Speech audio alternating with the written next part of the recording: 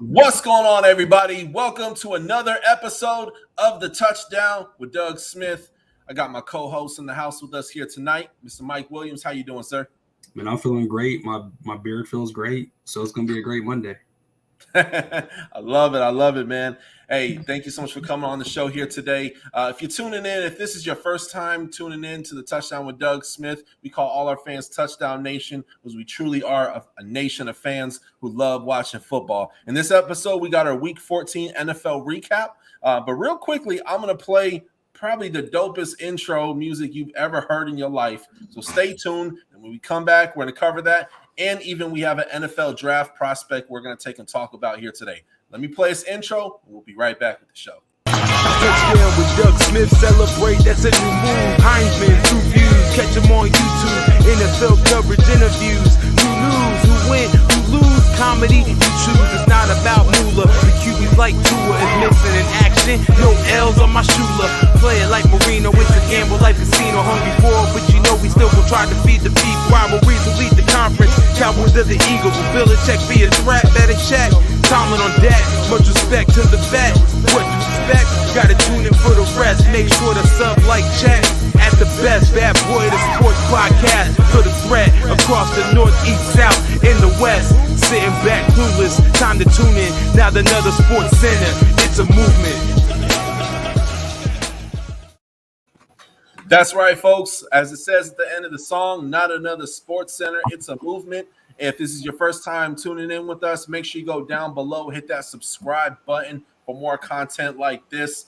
We go live just about every Monday night, and then we have content all the time. We have NFL interviews, man, college. Last week, Mike, we had a 3-star Michigan commit on the show. Also last week, we had Terrence Mathis from the Atlanta Falcons. Been talks with other NFL players coming on the show. So y'all make sure you hit that subscribe button, man. We always gonna keep you guys entertained and always keep y'all with that fire content. And real quick, shout out to Waylay Creations and also Ill Sense Birth for dropping that super dope song for us there. Mike, Week 14, man. Season is almost over. People are getting mathematically kicked out of the playoff run. Before we get into these games, man, what are your thoughts on this NFL season so far, man? This has been a season of a lot of injuries, unfortunately, and it's been a season of a lot of parity, meaning like literally anybody can lose or win any given week, right? Like obviously I'm a Broncos fan. We lost the Chiefs a week ago, not yesterday. We got a W, but lost the Chiefs a week ago while holding Pat Mahomes to 0 passing touchdowns. And so that lets you know the kind of games there have been, right? That was his worst statistical game as a pro, and they won. So it's just like there's been a lot of games like that this year with different teams. And some teams are playing hot one week and cold the next more than any season. But I'm definitely excited about this year, man. Yeah, absolutely. You make a great point, Mike. There's definitely a lot of parity going on. I mean, think about it, man. The Titans were like beating everybody. Then Derrick Henry goes down. They still kept winning. Now they're not. Now it's the Patriots are hot. A couple weeks ago, it was the Buffalo Bills. Beginning of the season, man, you had teams like the Carolina Panthers winning their first 3 games. Like Sam Darnold has arrived. He is here. And now he's not. And Cam Newton's here. And then Cam Newton comes, and the Dolphins were started terrible, and now they're almost about 500, 6-7. It's just, man, it's all over the place, man. But let's get into this first game. We got the San Francisco 49ers 26-23. They edged out the Bengals. Again, another team. The Bengals were, probably top 5, top 7 team at one point, and then they had that loss to the Jets and haven't been the same since. But again, teams where, like the Bengals were very bad last year, but they're showing signs of life, and so they're definitely trending towards the right direction. And then, of course, you got Jimmy G. He's not trying to let go of that starting position as the 49ers quarterback. God bless you. Hey, real quickly, what are your thoughts on the whole Jimmy G situation over in San Francisco? I think they came in this year with a clear plan, and it's very similar to like the Alex Smith, Pat Mahomes. Like, you're going to let Jimmy G do this year. They got a lot of guarantees and stuff they can get out of if they get rid of him after this season. And that also gives Trey Lance the opportunity to develop, right? This team may or may not make the playoffs. They're kind of putting some games together now. They're going to be definitely in position, that conversation for the wild card. But like I think they had a smart plan. Like Trey Lance, we all knew needed to sit, and they've used him in a few packages here and there. But the game, when he was starting, you could tell he needed a little bit more work, and he was with a phenomenal coach. He was the phenomenal quarterback coach. So I think like allowing him to get that year under his belt. I'm not saying he's going to be a Pat Mahomes, but I'm saying like that development trait. I always like. I think a lot of quarterbacks, unless it's like a Peyton Manning, Andrew Luck, Trevor Lawrence type quarterback, Joe Burrow, players like that, where they can come in and start right away. Even though Jaguars have some turmoil, but if you have a quarterback that can start right away, great. If they have some development to do, have them sit behind a starting quarterback, learn how to be a professional, and long term, that's going to be better for their career. So I really like their approach a lot, and I think that's going to set them up. Maybe not this year for where they want to be, but going forward, they're going to be a force in the playoffs. Absolutely. Yeah, they're building that team the right way over in San Fran for sure. And of course, you got the Bears just showing signs of life. Definitely not a playoff bound team, but Justin Fields, he definitely shows some highlights for sure. Next game we're going to take and talk about Tom Brady facing off against his from 2 years ago old nemesis, the Buffalo Bills. 33-27 though. This was a very entertaining game. Tom Brady, obviously, Tampa Bay Buccaneers won 33-27. Have you seen Tom Brady scrambling lately? I mean, Tom Brady with his 16 rushing yards and 1 touchdown might be a career game. And that dude, they had that saying, slow feet don't eat, except for in this case, because his feet are slow, but he was still eating. So, Tom Brady continues to amaze me. And I don't know, man, we've been talking about this for like a long time, but I feel like with the collective NFL community, like drop this. I don't know. Y'all let us know on this section, but would y'all give Tom Brady one more Super Bowl so he retires and just goes away, right? And give somebody else a chance, man? Because like this dude has been dominating since I was 12 or 13, right? You know what I'm saying? Yeah. Like he's been a force, right? So I just feel like we're in our 30s now, Mike. Yeah, exactly, right? That's what I'm saying. Like we've seen, he's had 2 Hall of Fame careers, but I just really want to know, like, I like ask the Touchdown Nation, man, would y'all give Tom Brady one more Super Bowl? It's a guarantee he'd retire. You know what I'm saying? So I feel that way because I'm sick of him, and he's out here beating people, making it look real easy. Almost 400 yards passing. You know what I'm saying? 3 touchdowns. Like he had a killer game. Yeah, man, he's going so hard, man. And congrats to the Tampa Bay Buccaneers because it's not just Tom Brady. They have a wonderful backfield. They're still trying to get things together with their secondary, so you can put points up on this team. But defense still wins championships, and they still have a phenomenal linebacker core. One of the best D lines in all of the National Football League. So, got Patriots. Can't talk today. Buccaneers with the dub, 33-27. Then we had and we were just talking about this very briefly, 45-30 Packers over the Chicago Bears. If there's one thing I could say, don't ever mock Aaron Rodgers. Don't do it. Don't. It's bad for your health. It was in our chat today, man. Like he scored 28 points, or he threw up 300 yards, 4 touchdowns after he got mocked. It's like there's some people you don't. Like, why would you poke a bear, right? You don't poke a bear. You don't poke Tom Brady. You don't poke Aaron Rodgers. You don't poke Peyton Manning back in the day. You know what I'm saying? You don't poke a LT. You never heard of any story somebody talking trash to Lawrence Taylor, arguably the greatest defensive player ever, because they knew there was going to be consequences. Like, I feel like the defense might not feel consequences as physical as LT hitting somebody, but they're going to feel it on the scoreboard. And then I forgot who it was, but in the press conference, he pulled off his shirt and it says, "We still own you." You saw that? Oh, yeah. I saw that. It was crazy. He put that shirt on, before the game probably, and it's just like, man, like I wouldn't be surprised, man, if Halloween in Chicago, they start selling Aaron Rodgers masks, man, because that man is scary, man. He's, good old Aaron, man. We're gonna be talking about him for probably centuries from now, man, for real. And then the next game, we have here, Chargers pulled it off 37-21 over the New York Giants. Also, we have the Titans. They won 20-0, completely shut out the Jaguars. Much needed win for the Titans. I think they got beat up last week, but hey, they're still a team that shows lots of signs of life. And then, of course, we got the Washington football team. They lost 20-27. They had one job to do. And Micah Parsons, man. Micah freaking Parsons. As much as I can't stand the Cowboys, Look, we always try to provide our unbiased opinions on stuff, man. As much as I can't stand the Cowboys, that Micah Parsons, man, he's just playing like he's been doing this for 5 years, man. He brings life into that defense, into that locker room, man. And I'm excited to see what his NFL career looks like 10 years from now, man. But Micah freaking Parsons did his thing. He's the reason they won. I agree, man. That dude is like, I don't know how else to put it, but they got them a steal. Like, and I'm on the Broncos pages, obviously, as a Broncos fan, and like they're like, oh, we messed up. We should have dropped. No, like they got a player, right? We had the opportunity to get Michael Parsons or a Pat Surtain, and Pat Surtain is absolutely killing it this year. Beast. I just feel like we got a player, they got a player, and I feel like he's with the coach and Dan Quinn, who has shown consistently that he can put linebackers in great places. Think about what he did in Seattle. Think about what he did with the Falcons with was it Deion Lewis?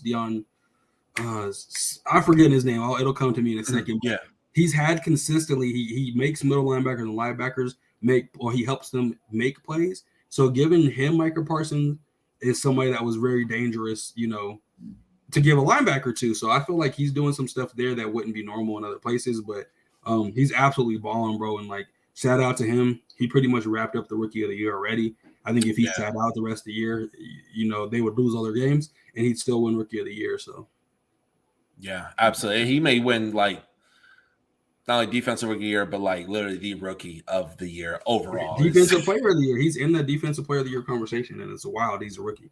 Yeah, absolutely, man. I mean, and the thing, man, they also have Diggs on the secondary on that team, man.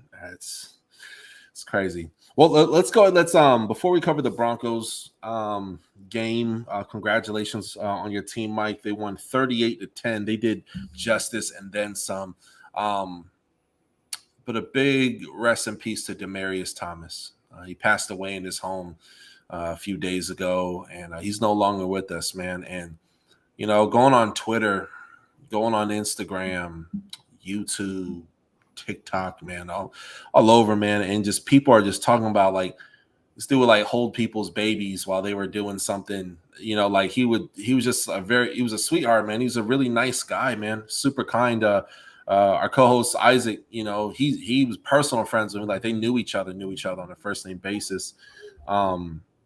Mike, man, what are your thoughts on the whole Demaryius Thomas situation, and what's his legacy over in Denver?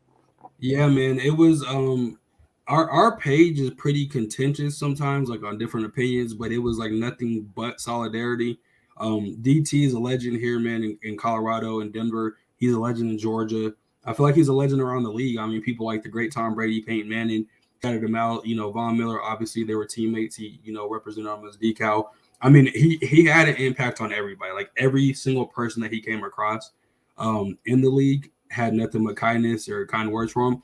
And his attitude after his upbringing, man, if you guys don't know his story, I would definitely encourage you to look it up. But he was raised in circumstances where his mom and his grandma were both in jail. He was kind of bouncing between houses, and he came back and had a career. You know what I'm saying? He was and just so people understand, man, because I don't think people really realize this, man.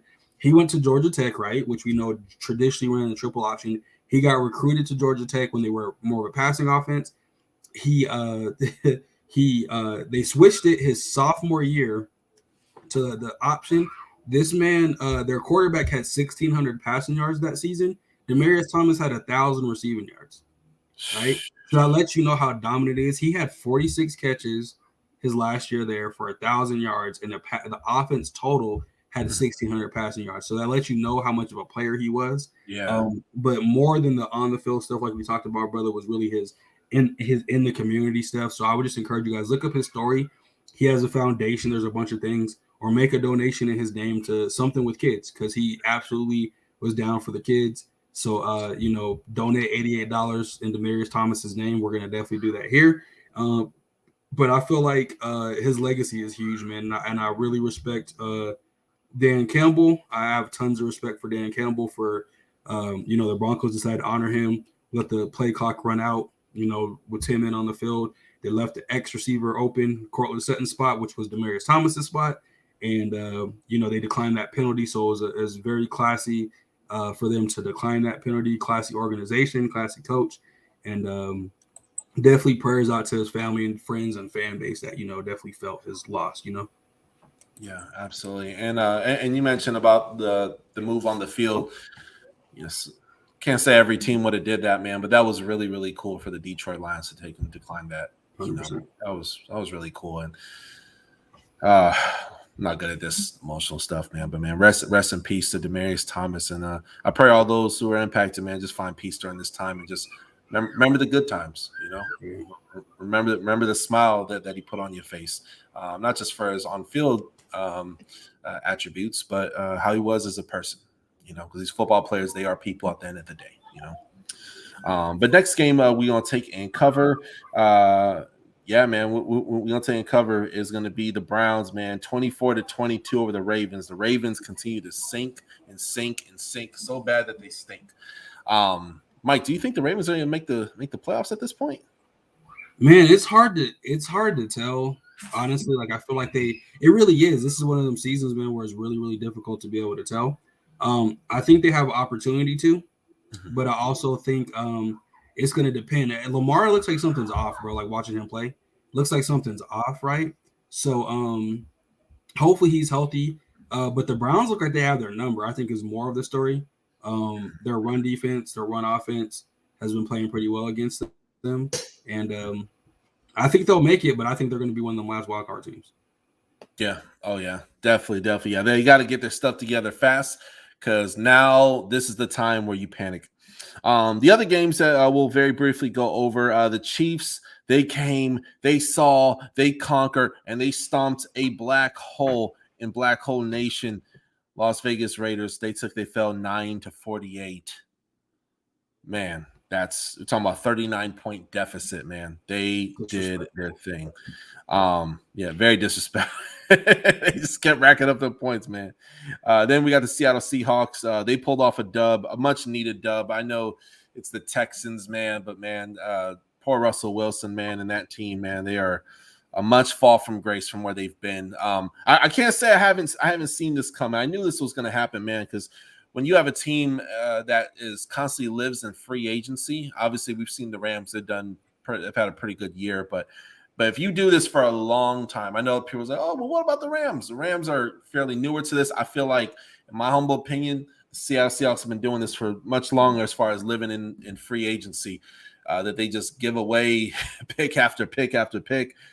This stuff catches up with you. It catches up with you. And then you got the rumors of Russell Wilson leaving. I don't know if they're true or not. The media, I'm not one to be trusting of them very much, but yeah, they got a much needed win over there in Seattle. Then of course we got the Saints. They beat the Jets 30-9. And then of course we got the Minnesota Vikings won after losing to the Detroit Lions a week or two or so ago, 36-28. And then of course, we got the maturity issues of one of their players. It's pretty frustrating. Well, what are your thoughts on the Pittsburgh Steelers wide receiver situation? You have a young player who shows so much promise, immature, very, very immature. Then of course you have Juju Smith-Schuster's on a 1-year contract, possibly out the door next year. What are your thoughts? I think they're in a situation. Again, the Chase Claypool thing, man. It's easy to play Monday morning quarterback. For a lot of us, again, obviously that wasn't a smart football play. We can all universally agree. And I think he was having such a frustrating game. He made a play and he cost his team. But at the same time, who's to say, even if they had other play, they'd score a touchdown? Mm-hmm. I mean, Harrison Smith knocked the ball straight out of, Pat Farmer's hand. Like he's one of the best safeties in the NFL for a reason. So I just feel like, who knows? Again, you'd want them to have the opportunity, put themselves in a position where they have the opportunity to show what they can do. But they started off so slow, they deserved to lose that game, in my opinion, whether that was Juju Smith-Schuster or not. But I feel like going forward, they're going to have some tooling to do. And that's a team that normally doesn't spend big in free agency. They normally draft, develop, and they'll sign their players. But the fact that I would imagine Juju will be gone because he had bigger offers to go other places this offseason, but wanted to come back one more year. Chase Claypool's there for 2 more years after this year at least. He's still on his rookie contract. So they'll have him, but they're going to definitely need I mean, Deontay Johnson's also a player, but I feel like they're going to need one or two more receivers, and they absolutely are going to need a quarterback because Big Ben's arm looks dead. Like it looks like somebody was just, you know, that game you play back in school where somebody put their arm out, you just punch their arm, and you punch their arm, and then somebody tap out. It looks like Ben's getting his arm punched and is tapping out. So it's just get him out of there, get somebody else in there. But I'm interested to see their offseason, and I hope Aaron Rodgers doesn't go there. Man, that'd be scary. Aaron Rodgers in the black and yellow. And Devontae Adams. Devontae Adams is a free agent too. Like they could go as a package deal over there. They got the cap space. Yeah. Then you got that defense. Man, come on now. It's definitely, and Aaron Rodgers, he has that impact that kind of like Tom Brady has. Like, hey, I go where you go. Where we going next? You know what I mean? Or like how LeBron has that impact. He goes to a team and he can actively recruit, and he plays a role in that. You know, you're starting to see that more so with football players these days as well too. So, and then of course tonight we do have a Monday night game facing off. Let me go ahead and pull that up on here. Mike, who we got playing here tonight? Rams and the Cardinals. Okay, Rams and Cardinals, man. This is a tough one, man. I know our other co-host. Shout out to Mr. Adrian Campbell. He's not going to make it here tonight. He pulled a Steve from Blue's Clues, man. He went to school, man. He's doing his education thing, man. But no, we love it, Miss Adrian, along with Isaac as well. But for those who don't know, don't really watch the show that much, Adrian is a diehard Rams fan. So our Rams correspondence isn't here tonight. But who do you got winning this game, Mike? I feel like the Cardinals are going to win, and the Rams got to show me they're on a little bit of a slide. So I don't think that this probably isn't the best game for them to have a get-right game, right? But I think it is under prime time. They have potential. I know Von Miller is going to be motivated. Again, I'll definitely not just being a homer because he's one of my favorite players ever when he was with the Broncos, but I feel like DT passing away put a little bit of a battery in his back, and I think he could have a good game this evening for sure. But the Cardinals, man, just look like they're going to win a Super Bowl. Looks like it's going to be a Cardinals and the Bucks in the NFC Championship game, and whoever wins that'll win a Super Bowl. And again, this is their first year playing like this, but they got some players. They're healthy. They're getting healthy at the right time. So I'll give it to them. I don't know the score, but I think it'll probably be tighter than I would expect. But I think definitely they'll come out top like 24, 21, something like that. Yeah. I think, I'm kind of in that ballpark. I think it's definitely going to be a close game. I would say it's definitely probably going to be like a one-possession game. I have I think the Rams put up 25 points, but I also have the Cardinals winning this thing 32 to 20, 32 to 25. Cardinals with the dub. That's a good score. I like it.